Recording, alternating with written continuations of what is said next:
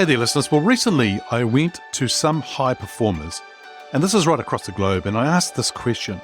And there's actually a couple of questions within the question, if I can put it that way. What do you use to take notes and create and manage your to-do lists? And do you use paper and pen or a tablet like an iPad or a Remarkable 2? Or do you use some digital apps that are out there today as well? You know what? I was surprised about the different responses that I received. So let's discuss. Welcome to Leadership is Changing. Each week, we and our guests provide information and insights through exploring leading change. This is taking your leadership to another level by finding the balance between executive excellence and personal well-being through stories that inspire real change. It's time to adapt in our fast-moving world when leadership is changing with your host, Denis Giannoutsas. Welcome to the Ask Denis episode. This is a freestyle episode where I'm asked a question by our listeners or share my thoughts, experiences, and insights from working with many leaders around the globe. Hey there, listeners. As I said in my opening of this Ask Denis episode, recently I went to some high performers and asked them that question, or a couple of questions, which were, what do you use to take notes and create or manage your to-do lists? And do you use paper and pen, or do you use a tablet like an iPad or a Remarkable 2, or are you using these things out there called digital apps? Well, I was really surprised in the responses. Some of the responses were varied, and, a lot of people have said to me, I used to do this, and I have done around apps, and I've also done some things around tablets, but I've actually gone back to pen and paper. Quite a lot of people said I'd gone back to pen and paper. Others said I just use pen and paper. I use pen and paper to take notes, and I don't have a to-do list. Or I have a to-do list, and I have to keep writing them all out. So there was a whole lot of different things that were sort of coming up from various people. So what I want to do is dive deeper into the responses, but also my thoughts on what I'm seeing, hearing, and experiencing as well as we get into it. You know what? To-do lists have been a long staple of personal and professional organization. And it serves as a simple yet really effective tool for managing things like tasks and setting goals and really staying on top of things. However, in this increasingly fast-paced, ever-changing world, a world where technology and digital is actually becoming more and more in front of us, the tools that we use to plan and create and manage these kind of things, these lists, have really evolved a lot. So this really episode is to explore the various options available today from the traditional pen and paper to things like the tablets, like an iPad or a Remarkable 2. If you don't know what a Remarkable 2 is, check it out. A Remarkable 2 is like a tablet, but it's only for taking notes. You can download templates, you can read PDF documents and mark them up as well, but it has no other things like bells and whistles, if I can put it that way, where an iPad is almost like a full-on computer, right? You can have access to the social media sites and all sorts of things that you want to do, and email and so forth, where the Remarkable 2 has no email. In other words, you don't get email, you don't get anything else, you don't get the ping, which is actually going to distract you. It's quite interesting. It's actually effective, quite a tool that I've actually looked at, and it's really quite exciting. So the thing here is that I've got to say, I don't really like the terminology to-do list. I think the clue is in the title. To do is that it won't happen because they're going to do it in the future. They're going to do it. Now, the better thing is to have a list of items that you would like to do and then create. So I called it a must get done today list. And how big is it? Tends to be 3 items. Why? Because it's simple. You can focus on it. And actually what you're going to notice is that as I go through this today, this episode, the key word that keeps coming out to me is focus. What can help you focus and stay on track in whatever you're wanting to do? So let's explore some of these different options based on what people have shared. Well, there's that time-tested classic. pen and paper. Pen and paper to do to-do lists or note-taking have really been a reliable choice for many, many generations. And many people appreciate that tactile satisfaction of physically crossing off completed tasks from your list. You know what I mean, and I know what I mean. It just is amazing just to be able to tick things off. It gives you that sense of completion, of satisfaction of actually doing something. Now, the act of actually writing things down and writing a task or notes, whatever, actually really does help with the memory retention. And once again, here's that word, and focus. And then there's this other piece. When you're writing on pen and paper, you do not need to worry about a battery running out, or there's a software glitch, or I don't have the latest software. So what I've done is a little bit of pros and cons in some of these different areas that we're going to be covering off today. So in the pen and paper, the pros here are it's low tech and it's straightforward. It's simple. There's no learning curve, and actually at any age, generation, they can get on with it.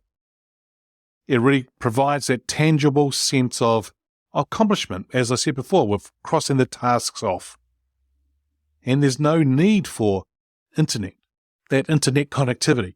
There's no need to having to charge the battery to make sure I can use it. You just pick it up, and there it is. You just get on with it. The cons to this, well then, there's a little bit of a limited mobility and probably organization. Why? Because on tablets and also on these apps, you can tag things so then you can search for it. So if you're having to go back pages and so forth, it's quite complicated in doing it. What I tend to do is number the pages, or if it has a date on the page, then I actually refer to the date back where I've got notes as I'm moving through. There's no automated reminders. There's nothing there to remind you that you might need to do something. And here's the big one. There's a huge risk of misplacing or losing the list. Now, the thing here is I use a planner, a physical planner, pen and paper, and it's a book. So it's a little bit harder to lose than loose pieces of paper. And if you're one that uses loose pieces of paper, you're going to run yourself into trouble one day because you will lose that list if you haven't already lost it. So that's a little bit about the pen and paper side of things. Well, let's talk about the tablets, the iPad, the Remarkable 2, and there are many others as well. And I apologize for not listing them or naming them. But you know what? The iPad is what I've got today, and the Remarkable 2 is something I would love to have, but I'm not sure whether I want to buy it. Because you see, these things are more the modern alternatives to the pen and paper. And they really do offer that blend of traditional and digital methods. What do I mean by that? The Remarkable 2 has like a paper feel on it. The iPad, you can buy what they call paper-like, and you can put that on the cover, on the screen of the iPad, and both of them feel like it's writing on paper, but it ain't paper, right? So that's one thing we need to think about. But it gives you that feel as well. Now, the pros and cons of the tablets are what? The pros are you got a digital format that really starts to provide you flexibility and organization. Once again, you've got enhanced mobility and accessibility. Here's an example. On my iPad, if I'm wanting to do something and I'm filling it in, I can see it on my phone, my tablet, and also on my laptop. It's easy. It's transferable right across. And as I update one, it updates all of them. And so that's what I like about it. That's that what I call synchronization across the devices. Also, I can add in multimedia and other links as well, which is all nice because the digital planner that I've looked at for my iPad through an app that I use called Notability, which is for taking notes, I can click on various links. I can go to a month, click on that. Then there's got the days, click on that, go to the next link, and it'll go to the days to-do list or the items that I want to focus on getting done today list. So it's pretty cool.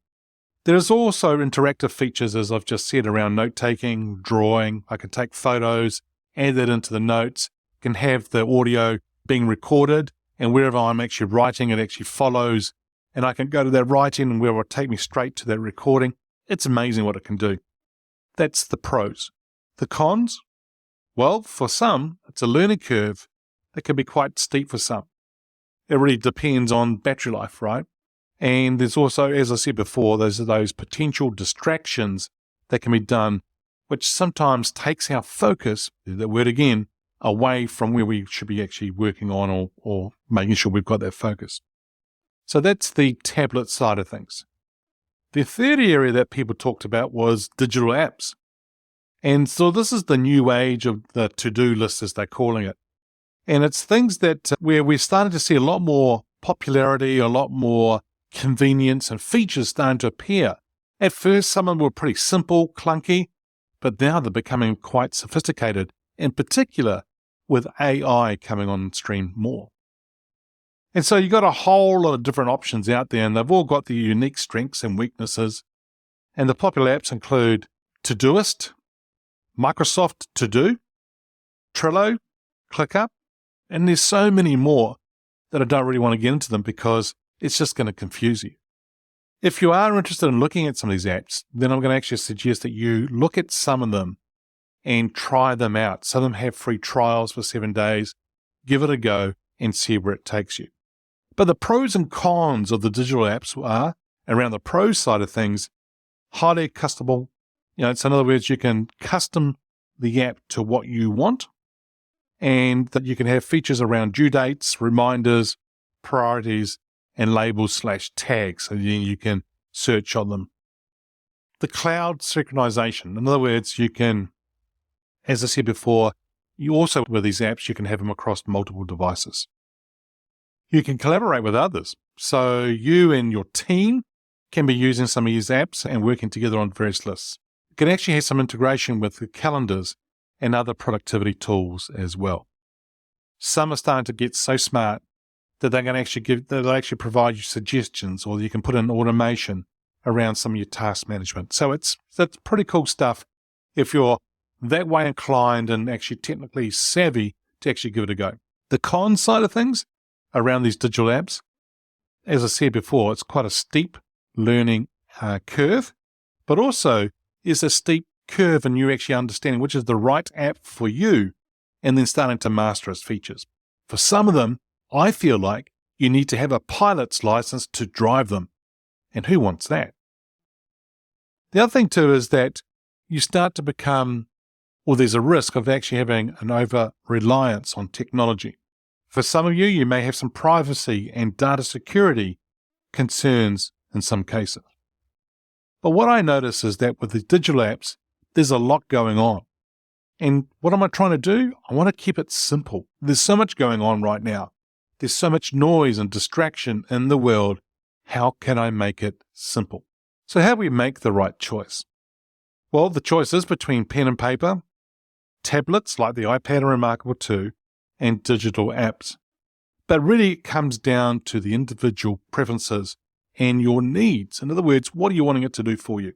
Now, for some of you, like me, may prefer simplicity, and you want that tactile experience of pen and paper, while others who are listening to this episode may want to gravitate towards the organization and flexibility offered by the digital methods. Now, there's a few things for you to consider when you're making your choice. One is around your personal preference. So, are you really more comfortable with the traditional or digital methods? Which one's right for you? And do you enjoy the act of writing, or do you prefer the convenience of the digital tools? Or would you look at a Remarkable 2 and an iPad where it gives you both, where you can write with a pen, but it's being done onto a digital device? Number 2 would be around mobility. Are you frequently on the move, and do you need to access your to-do lists or I must get done today list from different devices? Now, that may suit you that you can look at different digital options. Complexity. So do your tasks involve things around multimedia links or collaboration with others? And so then digital apps may offer you more of a kind of solution that you might want to look at. The fourth thing is around tech literacy. So in other words, how good are you around technology? Are you tech savvy? Because you see, the digital apps might be actually quite a seamless transition for you. And if not, a simple tablet or pen and paper may be more suitable for you. So at the end of the day here, listeners, the choice between pen and paper, tablets, and also these digital apps is really up to you. It's actually a personal one. Some people may prefer the simplicity and the traditional methods, while others embrace the convenience and enhanced features of the digital alternatives. Whichever method you choose, the most important aspect is that it helps you stay organized, focused, and efficient in managing your tasks and achieving your goals. Personally, I like it to be simple and impactful. I think sometimes people say to me, what's the best option? Well, I think the best option is the one that you use. The most important thing is you do use something. And that's why I use pen and paper. I use a planner actually that helps me do that. And I focus on the top 3 things that I want to get done today. And I tend to keep going back to pen and paper. And that's what really starts to help me stay focused. What's really interesting here is from a digital perspective or planning, I actually do have a digital app that I have a lot of things that I want to get done in different areas of my business. But then I actually have a global view of that to-do list, of that list of things I want to do in the future. But then on a daily basis, on a weekly basis, what do? Is I transfer things in my thinking based on that other list and start to put that into the planner, and I focus it on the planner. Why? Because it keeps me focused. Now, some people have said to me, part of the feedback is that they delegate a lot, and I think that's a really important thing to do. One of them turned around and said to me, they use the 3 Ds. You do it, or you delegate it, or you dump it. So either you do it, in other words, you get on with it. The second thing is you delegate it to someone else, or the third thing is you dump it, you get rid of it because it's not worthwhile doing, or it's a time consumer, or it's not the right thing for you to be focusing on right now. Hey listeners, that's it for this episode. It's always a pleasure being with you. Thanks for joining me on the Leadership is Changing podcast. Until next time, bye for now. Thank you for listening to this episode of Leadership is Changing with your host, Denis Giannoutsas. Each week, we and our guests provide information and insights through exploring leading change, inspiring executives and leaders to adapt and lead a bigger game in a fast-moving world.